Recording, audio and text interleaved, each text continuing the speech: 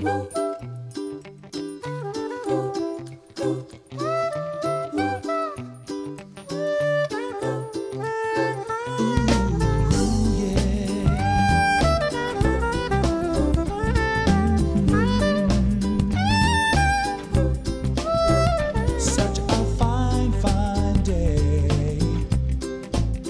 to our show called Maui Nui FYI.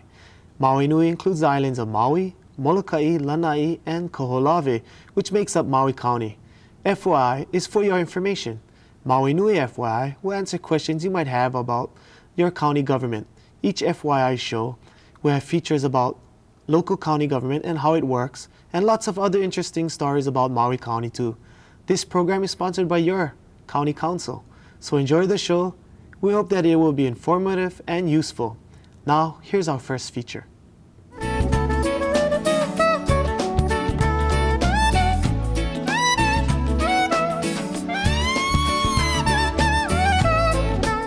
Hello, I'm Deborah Hoopengarner. I've been your host on Maui Nui FYI for a segment we have called FYI FAQs, or Frequently Asked Questions. I enjoy bringing you useful and interesting information about Maui County.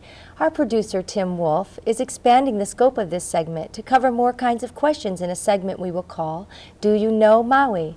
I will be your host for this new feature.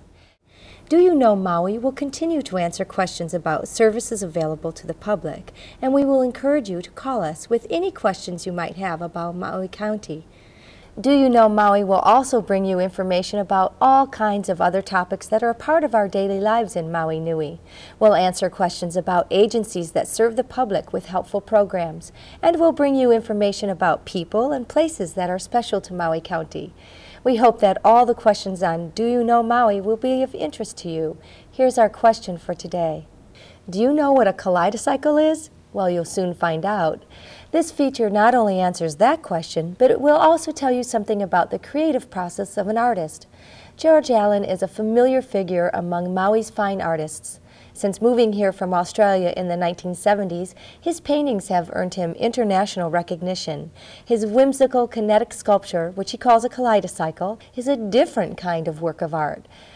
Maui Nui FYI visited with George Allen at his home in Kula and created this Do You Know Maui feature for your information. Hi, I'm George Allen, and well, this is the kaleidacycle. I built this, or invented it, in participation of a show at Hui Nui, our Visual Arts Centre. And I was invited to be in this show, and the show was about shrines. Shrines as a subject can be pretty formidable if you sort of think about it, and I thought, well, let's try and inject something a little fun into this show. So I built something very colourful, and I called it the Shrine to Colour. I also wanted it to be kinetic. I wanted some movement, and I wanted people to be able to participate in it and do something with it, to interact. And so I thought, well, let's get some exercise and some fun at the same time and introduce some colour. As you can see by my Kaleidacycle shirt, I love bright colours. And that was a big influence on why I painted this artwork as I did. The brighter the colours I could find, the better they were. So I just got lots of tubes of paint and got really busy, and the colours are kind of arbitrary, but they're worked out. They blend from one to the other, and it was a lot of fun using so much colour on a machine like this. Where did the idea for a kaleidacycle come from? Well, ever since I was a little kid, I got a kaleidoscope every year for Christmas. And they fascinated me, and I had a great little collection of them. But I was always frustrated by the tiny little hole you had to look through. So I determined that I wanted to build a kaleidoscope that you could put your head in, and it had all sorts of colourful stuff whizzing around at the other end. So my first thought was, okay, a kaleidoscope. But then I thought naturally, well, how do you make everything whiz? So then I had to dream up the idea of a bicycle that you sit on and you pedal, and it's got all sorts of little gears and gizmos whizzing around and whirling about to drive this big wheel at the end. It's very colorful, very transparent, and when the sun shines through it, it's just beautiful inside this hole here. When I decided to build this machine, I started with the kaleidoscope itself. I figured I better get that out of the way and make it really work well. So I decided it should be at eye level, and I'm kind of short, so it's perfect for me. But it's a triangular box with 3 mirrors inside, and a pulley that turns a wheel at this end that spins a wheel at this end. Well, the most important part of a kaleidoscope is, of course, anything that'll move light through this tube. So I devised this wheel. Let me show you what it looks like. I built it out of plexiglass, and of course it has to be pretty large because it's reflecting through a pretty small area here. And but in order for all the pieces to go past this small area, it has to be a big, quite a big wheel. So I took plain plexiglass to start with, and I got all sorts of different colors and glued them on here in all sorts of patterns and things, so that when they go through where the mirrors or the box, you get a constantly changing light patterns that light up inside. Well, I solved the problem of color getting inside, but now I had to make it move. Let me show you how I did that.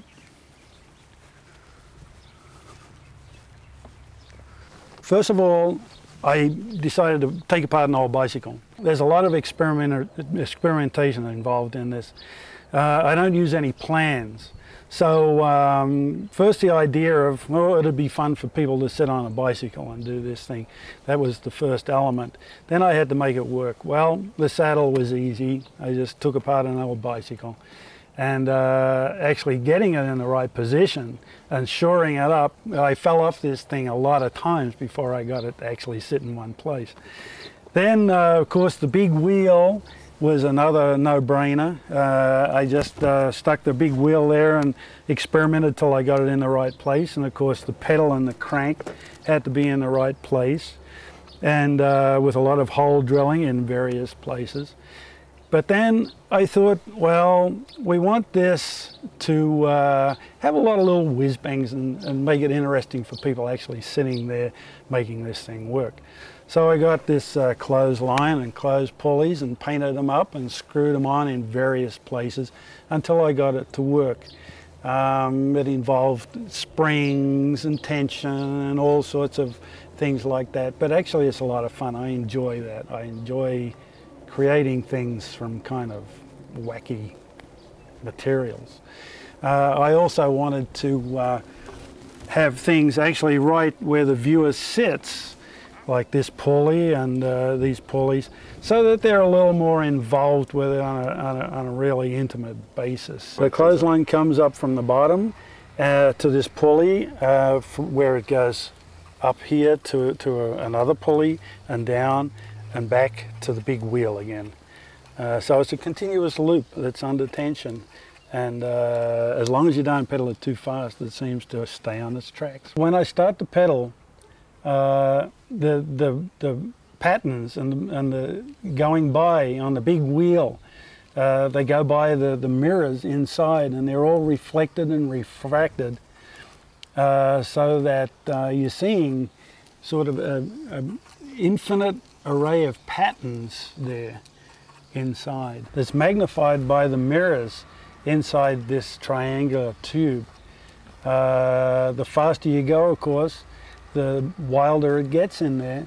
But even very slowly, it's still interesting to look at, and quite beautiful, in fact.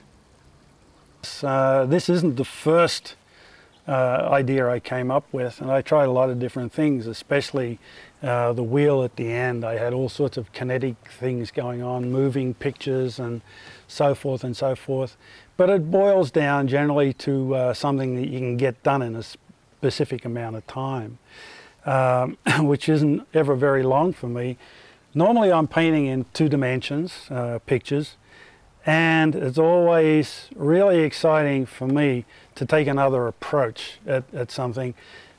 whether I'm doing it with wood or ceramics, or it's something that's not painting for a change. It's sort of like a vacation. And I like to turn ideas inside out. If I'm given a specific theme or idea to work to, I like to sort of turn it upside down, inside out, and have fun with it. To me, that's the creative process. Even when you're painting, you're sort of turning things inside out and upside down until you get something that people can identify with and say, oh yeah, that's the way that works, or that's something new, you know. The big thing about art and artists here is the incredible amount of support you have from the public, from everyone, from the people here on Maui. It's much more than I found anywhere else in the world, and I've painted all over the world before I came here 25 years ago. It really is extraordinary how people take to artists, are eager to find out what they do and the way they think. And it's not all tourists here, which is a wonderful art market, of course, but it's not all just the tourists that buy art here. It's the incredible support from the people who live here that keep artists going. And of course, their curiosity too to see what else an artist does besides what they're really familiar with. You might be a picture painter, but you do other things besides, and they want to see it and they want to have fun with it too. I've done quite a few things in the past, and I hope to do some more in the future when some other shows come up, or there's a good excuse to put off a week or so of painting and just get working on something three-dimensional.